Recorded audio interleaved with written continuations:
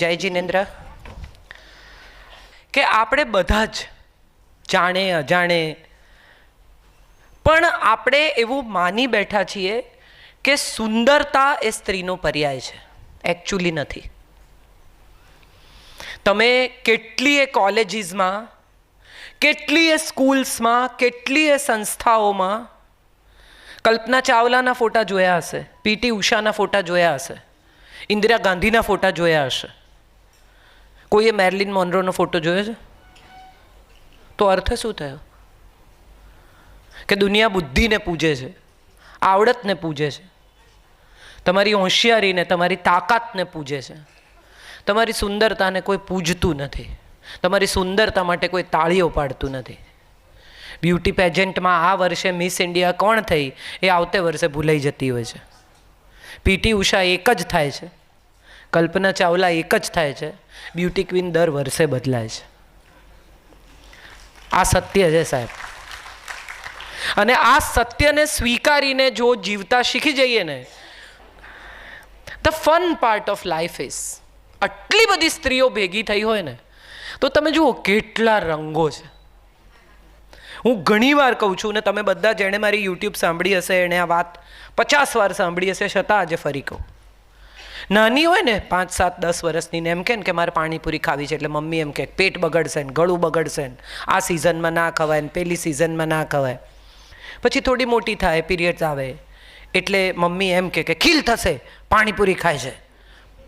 પછી થોડી મોટી થાય અને એમ કે અમે તારા માટે છોકરા જોતા હોય ને તું ગપા ગપ પાણીપુરી ખાતી હોય, સારી લાગે લારી ઉપર ઊભી રહીને, એટલે બંધ થઈ જાય. પછી થોડી મોટી થાય, લગ્ન થાય અને સાસરેથી કે અમારા ઘરની વહુઓ લારી પર પાણીપુરી નથી ખાતી, એટલે લારી પર પાણીપુરી બંધ થાય. પછી હસબન્ડ સાથે બહાર જાય ને પાણી, ભાઈ એવી રીતે હું રસ્તા પર નહીં ઊભો રહું, એટલે બંધ થાય. પછી થોડી મોટી થાય, પ્રૌઢ થાય, મિત્રો બહેનપણીઓ સાથે જાય, ત્યારે બહેનપણીઓ એને એમ કે આપણે ક્યાંક બેસીને ખાઈએ, આવી રીતે આ ઉંમરે હવે લારી પર ક્યાં ઊભા રહેવું. પછી થોડી મોટી થાય, ગ્રેન્ડ મધર થાય, નાના નાના ગ્રેન્ડ ચિલ્ડ્રન હોય ને કે દાદી પાણીપુરી, એટલે છોકરાઓને લઈને જાય અને માજી 1-2 પાણીપુરી ટેસ્ટ કરતા હોય અને સ્કૂટર પર કોઈક જતું હોય ને જુએ કે માજીને હજી ચટાકા છૂટતા નથી. એટલે હવે તમે વિચારો તો તમને સમજાય કે તો પાણીપુરી ખાવાની ઉંમર કઈ? દરેક વખતે જો બધા જ તમને રોકવાના હોય તો મજા કરવાની ઉંમર કઈ? વાળ ધોળા થઈ જાય એટલે મજા નહીં કરવાની, વજન વધી જાય એટલે મજા નહીં કરવાની, અમુક ઉંમર થઈ જાય એટલે મજા નહીં કરવાની. હવે આ ઉંમરે શું? કશું નહીં, કોઈ પણ ઉંમરે કંઈ પણ કરાય.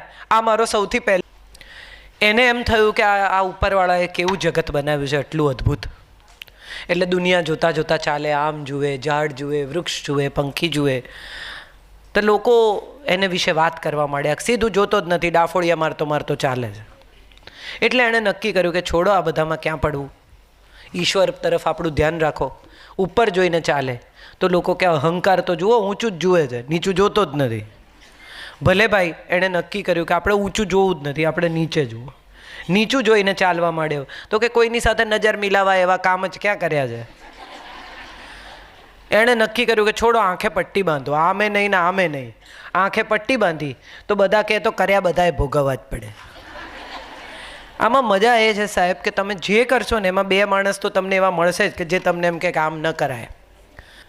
એ સુખી છે ને હું દુઃખી છું, એ સુંદર છે ને હું નથી, એ પાતળી છે ને હું જાડી છું, એના વાળ લાંબા છે ને મારા ટૂંકા છે, એનું આમ છે ને મારું આમ છે.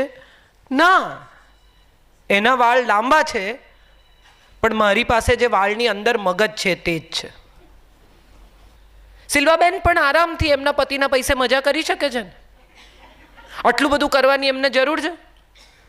4 બ્રાન્ડ ખરીદે, સાંજ પડે મર્સિડીસમાંથી ઉતરે, 5 બહેનપણીઓ સાથે કોફી પીએ, દિવસ તો પૂરો થઈ જાય. અને છતાંય આટલું બધું કરે છે, ત્યારે અહીંથી એમના વિશે આ ઓળખ આપવામાં આવે છે. કેમ કરે છે? એવું શું છે એમની અંદર કે જેને માટે આ એમણે કરવું પડે? એવા ઘણા બીજા બિલ્ડર્સની પત્નીઓ નથી કે જેની કોઈ ઓળખ જ નથી. કોણ છો? તો કે મિસિસ ફલાણા ફલાણા છે. એમની ઓળખાણ જ છે કે મારા હસબન્ડ ફલાણા છે, હું એમની વાઈફ છું, એ જ એમની ઓળખ છે. મારો એક બહુ જ સારો ક્લાસનો, મારી સ્કૂલમાં મારી સાથે ભણેલો છોકરો છે. એ અમે એક દિવસ એરપોર્ટ પર મળી ગયા એટલે મેં એને પૂછ્યું, મેં કીધું શું કરે અલ્પા? એની વાઈફનું નામ અલ્પા છે. મેં કીધું શું કરે અલ્પા? તો કે પૈસા વાપરે. આ એની પ્રવૃત્તિ છે દિવસ દરમિયાન. એની સામે આપણી પાસે એવા કેટલા લોકો છે કે જે લોકો પાસે પૈસા છે અને એનો સદુપયોગ કરે છે, જેમની પાસે બુદ્ધિ છે અને એનો સદુપયોગ કરે છે, જેમની પાસે આવડત છે અને એનો સદુપયોગ કરે છે. તમે શૈલુબેનનો વિચાર કરો, એમણે આ ગ્રુપ ચલાવવાની જરૂર છે? ના ચલાવે તો એને શું પોલીસ પકડી જાય? કેમ બેન તમે નથી ચલાવતા આવું કોઈ કહે? અને છતાંય પૂરા પેશનથી, પૂરી લાગણીથી, પૂરા સ્નેહથી 10 વર્ષે ફરી એકવાર. અને સૌથી મજાની વાત મારે તમારી સાથે અહીંથી શેર કરવી છે, એમણે મને ના પાડી હતી પણ તોય મારે કરવી છે. આ કાર્યક્રમ એકચ્યુઅલી 3 વર્ષ પહેલાં નક્કી થયેલો. એમણે મને પાર્ટલી એડવાન્સ પૈસા આપેલા. 3 વર્ષમાં એમણે એકવાર પણ ફોન નથી કર્યો કે બેન તમારી પાસે મારા પૈસા પડ્યા છે, હવે આ કાર્યક્રમનું શું કરવું છે. સજ્જનતા શબ્દ છે ને એ માત્ર પુરુષ માટે નથી, એ સ્ત્રીઓ માટે પણ છે.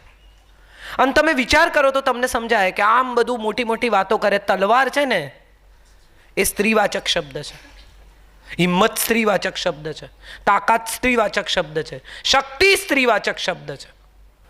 આપણે પુરુષ માટે કહીએ બહુ શક્તિશાળી છે, બહુ હિંમતવાન છે, એનામાં બહુ તાકાત છે. આ બધા શબ્દો તો સ્ત્રીવાચક છે. તો એનો અર્થ એમ થયો કે આ શબ્દો પહેલાં તો સ્ત્રીને લાગુ પડવા જોઈએ. આ તાકાત સ્ત્રીમાં હોવી જોઈએ, આ શક્તિ સ્ત્રીમાં હોવી જોઈએ, આ હિંમત સ્ત્રીમાં હોવી જોઈએ. અને તમે વિચાર કરો તો તમને સમજાય કે અહંકાર પુરુષવાચક શબ્દ છે, ગુસ્સો પુરુષવાચક શબ્દ છે, દયા સ્ત્રીવાચક શબ્દ છે, કરુણા સ્ત્રીવાચક શબ્દ છે, ક્ષમા સ્ત્રીવાચક શબ્દ છે. આપણી ભાષા પાસે કેવી કમાલ છે તમે જુઓ કે ક્ષમા તો સ્ત્રીવાચક શબ્દ, માફ સ્ત્રી કરી શકે પ્રેમથી. દયા, કરુણા, માયા, મમતા, લાગણી, આ બધા સ્ત્રીવાચક શબ્દો છે. એની સામે અહંકાર, ગુસ્સો, તિરસ્કાર, ક્રોધ, ધિક્કાર, આ બધા પુરુષવાચક શબ્દો છે.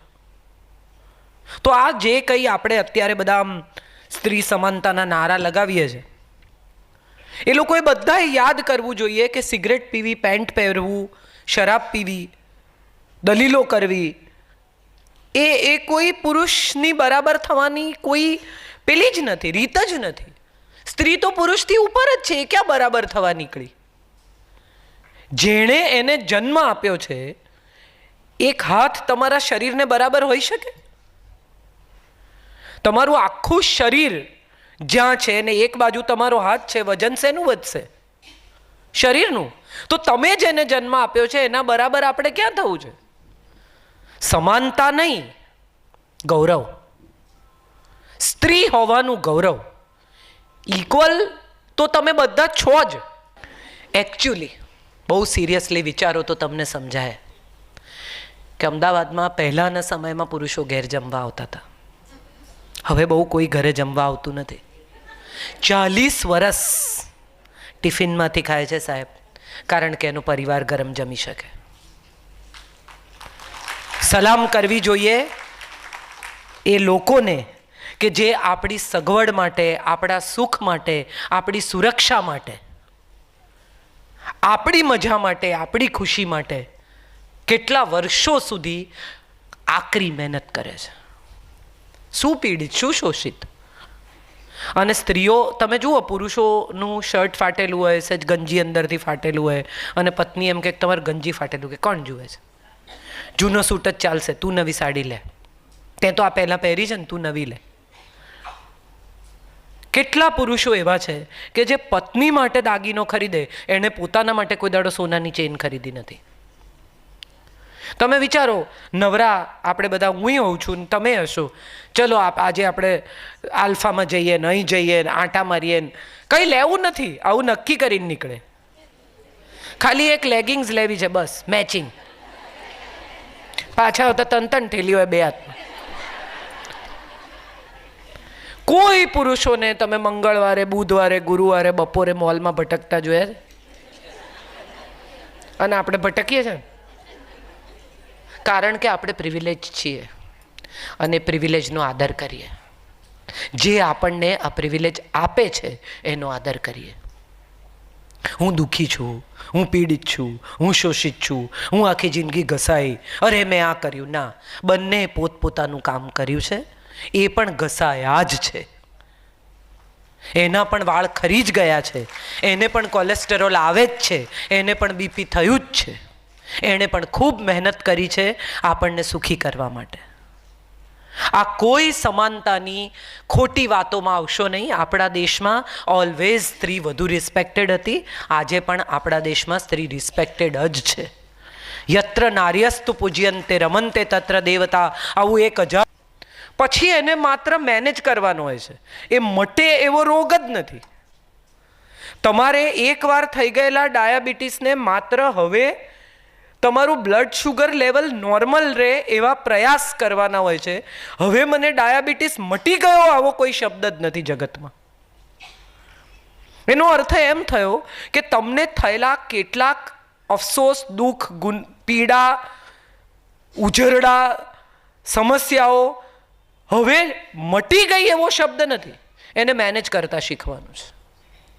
હું બધાને પૂછું છું, અહીં પણ ઘણા બધા એવા મારી ઉંમરના લોકો છે કે જેમના સંતાનો વયસ્ક છે, પરણવાની તૈયારીમાં છે. એવા લોકોને હું પૂછું છું કે એક છોકરી છે જે અત્યંત રૂપાળી છે, દીપિકા પદુકોણ, ઐશ્વર્યા રાયને પાણી પીવડાવે એવી, પાતળી, દેખાવડી, ગોરી, નમણી, પણ મોઢું ખોલે ને તો સુરતી બોલે, ગાળા ગાળ. તમને કોઈ વાતે ચેનથી બેસવા ના દે. સોફામાં બેસો તો કે પગ ઉપર ના લો, ટીવી ચાલુ કરો તો કે વોલ્યુમ ઓછું કરો, મહેમાન આવે તો કે આ ક્યારે જવાના છે. અને બીજી થોડી કાળી છે, રૂપાળી નથી, કદાચ જાડી પણ છે. પણ તમારે ઘેર ઉનાળામાં કુરિયર લઈને આવેલો માણસ પણ પાણી કે છાશ પીધા વગર જતો નથી. તો તમને કઈ ગમશે? કેમ હમણાં તો કહેતા હતા ને રૂપાળી ને ઊંચી ને પાતળી ને ગોરી ને. આપણે બધા દેખાવ પર મોહિત છીએ, સ્વભાવની તપાસ જ નથી કરતા. ગાડી ખરીદવા જઈએ ને તો એની બોડી નથી જોતા, એનું એન્જિન જોઈએ છે. ગાડી કેવી દેખાય છે બહારથી એ ઇમ્પોર્ટન્ટ નથી, અંદર કેટલી સ્પેસ છે એ ઇમ્પોર્ટન્ટ છે. એનું મશીન કેટલા સીસીનું છે એ ઇમ્પોર્ટન્ટ છે. એનો પરફોર્મન્સ કેવો છે એ વધુ અગત્યનું છે. કલર તો છેલ્લે આવે છે. વ્યક્તિમાં પણ આવું જ છે સાહેબ. એનો કલર તો છેલ્લે આવે છે, એનો પરફોર્મન્સ શું છે, એનું એન્જિન કેટલું મહત્વનું છે, કેટલી એવરેજ આપે છે. ઘણાની એવરેજ 5ની જ હોય. ગાડી બહુ મોટી હોય, અમર જેવી દેખાય, બહુ મોટી જબરજસ્ત ગાડી દેખાય. આમ તમે લઈને નીકળો રસ્તા પર તો તમારો વટ જ વટ પડે, પણ 5ની જ એવરેજ. અને ઘણી બચાડી નાનકડી હોય, I-10 જેવી, સટ નીકળી જાય, પણ 18ની એવરેજ આપે સાહેબ. નાનું નાનું આમ ફટ ઉકેલી આપે તમને. એટલે જો તમારા ઘરમાં દીકરો હોય ને તો મમ્મી તરીકે તમે બહુ જ એને શીખવજો કે બેટા તારી પત્નીને અપ્રિશિએટ કર, તારી દીકરીને અપ્રિશિએટ કર, તારી પત્નીની રસોઈ વખાણ. તારી પત્ની સારી લાગતી હોય તો એને કહે કે તું બહુ ફાઇન લાગે છે. જે તમને નથી મળ્યું ને એ તમારી પુત્રવધૂને, તમારી દીકરીને મળે ને એવો પ્રયાસ ચોક્કસ કરજો. તમને જે ખૂટ્યું છે ને કે મને નથી કોઈએ કહ્યું કે મેં આટલું કર્યું પણ મને કોઈ દિવસ કોઈએ ના કહ્યું, કંઈ વાંધો નહીં, તમને ન મળ્યું તો તમારી પુત્રવધૂને મળે એવો પ્રયાસ ચોક્કસ કરજો. અને તમારી પુત્રવધૂ કંઈ સરસ કરે, કંઈક સરસ બનાવે, કંઈ તમને સમય આપે, કંઈ તમને બહાર લઈ જાય તો તરત એના વખાણ કરજો કે બેટા બહુ સરસ, મને બહુ જ મજા આવી.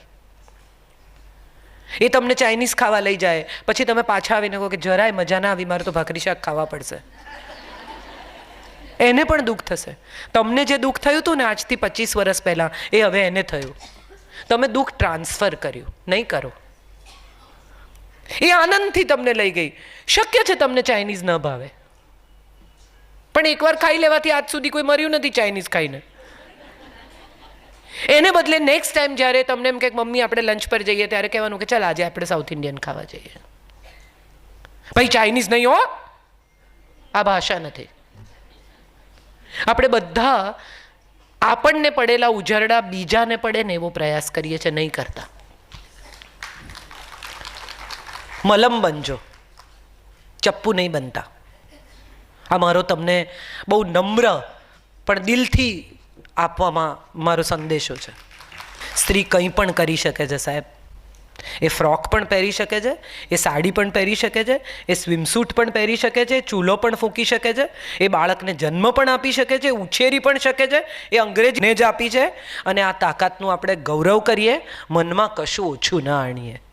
અરે ભગવાન, હું તો સ્ત્રી છું એમ કહો કે અરે ભગવાન થેન્ક યુ, હું તો સ્ત્રી છું. આ તાકાત છે સાહેબ. નહીં તો ઈશ્વરે જન્મ આપવાની તાકાત સ્ત્રીને આપી હોત, પુરુષને જ કહ્યું હોત ને. આમ જુઓ તો વધારે હિંમતવાળો, દુઃખ સહન કરવાની વધારે તાકાત કોનામાં છે? એને જ કહ્યું હોત ને કે તું જ બનને માં. પણ એને નથી કહ્યું. કેમ નથી કહ્યું? કારણ કે છે ને પુરુષો ઇન્જેક્શનથી એ ગભરાય. બ્લડ ટેસ્ટ લેવા આવે ને, તમે જોજો ભાઈ યાર આ બધું શું કામ કરો છો. અને સ્ત્રી પોતાનું લોહી વહી જતું દર મહિને જુએ અને શાંતિથી જુએ ને, એક અક્ષરે બોલે નહીં. અને પેટમાં એ દુખતું હોય ને, તકલીફે થતી હોય ને, તો એ રસોઈ એ કરે ને, લગ્નમાં એ જાય ને, બેસણામાં એ જાય ને, આ બધું કરતી જાય ને, એનું શરીરમાંથી લોહી વહેતું જાય અને એક અક્ષર બોલે નહીં. એ તાકાત સ્ત્રી પાસે છે. ઈશ્વરને ખબર છે, બીજા કોઈને ખબર હોય કે ના હોય. અને માટે એણે માં બનવાની તાકાત સ્ત્રીને આપી છે સાહેબ. આપણે તો બહુ તાકાતવર છીએ. આપણે કોના જેવા થવા નીકળ્યા? પાટલું પહેરવાથી પુરુષ થઈ જવાય? અને વિચારી જુઓ, તમને આમ સહેજ સ્ત્રી જેવો પુરુષ ગમે છે? હા કે ના? નથી સંભળાતું? તો પુરુષ જેવી સ્ત્રી ગમશે? ઈશ્વરે બેયને જુદા બનાયા છે, સમજીને જ બનાયા છે ને. ગુલાબને મોગરા જેવો ને મોગરાને ગુલાબ જેવું બનાવ્યું છે. તમે વિચાર કરો કે બનાવનારાએ કેટલું વિચાર્યું હશે કે દિવસના ફૂલો રંગીન છે ને રાતના સફેદ. કેટલો વિચાર કર્યો છે કે રાતના ફૂલો બધા સફેદ છે અને દિવસના ફૂલો બધા રંગીન છે. કે રાત્રે કોણ રંગ જોવાનું? સફેદ જ રંગ દેખાશે રાત્રે તો. આ એની બનાવવાની તાકાત છે. તો તમે ક્યાં આમાં પડો છો યાર કે મને આવી બનાવીને, મને આવી બનાવીને? એણે આટલા લોકો જન્મે છે, બધાની ફિંગર કરો, કશું બહુ સર્જનાત્મક કરો. આટલા બધા લોકો જો એક સાથે ભેગા થઈ શકતા હોય તો સાથે મળીને તમે વિચારો કે તમે શું ન કરી શકો. તમને જે ગમે કરો. બાળકોને ભણાવો, અંધ બાળકો માટે કંઈ કરો, બીજા લોકો માટે કંઈ કરો, અનાથ બાળકો માટે કંઈ કરો, વૃદ્ધો માટે કંઈ કરો. આ સમાજમાં એટલા બધા દુઃખી લોકો છે જેને મદદની જરૂર છે. અને મારે શૈલુબેનને એક નાનકડી વિનંતી કરવાની છે, કૌશાબેનને, રશ્મિબેનને, કે ફૂલો બંધ કરી દો. હવે પછીના કાર્યક્રમમાં પુસ્તક આપો. તમે સન્માન કરો ત્યારે પુસ્તક આપો, ફૂલો ન આપો. કારણ કે આ પુસ્તક છે ને એ વ્યક્તિ સાથે જીવનભર રહેશે. વાંચો. એક એવી ટેવ પાડો કે દિવસના 10 પાના વાંચ્યા વગર તમારો દિવસ પૂરો ન થાય. જે ગમે વાંચો, નવલકથા વાંચો, તમારા ધર્મના પુસ્તકો વાંચો, તમે જે તમને મજા આવે, જે ભાષામાં, ગુજરાતી આવડતું હોય તો ગુજરાતી, ઇંગ્લિશ આવડતું હોય તો ઇંગ્લિશ, હિન્દી ગમતું હોય તો હિન્દી, તમને જે ભાષા ગમતી હોય, 10 પાના દિવસના વાંચ્યા વગર દિવસ પૂરો નહીં કરવાનો. યુવાન હોવું એ સુંદર હોવું નથી.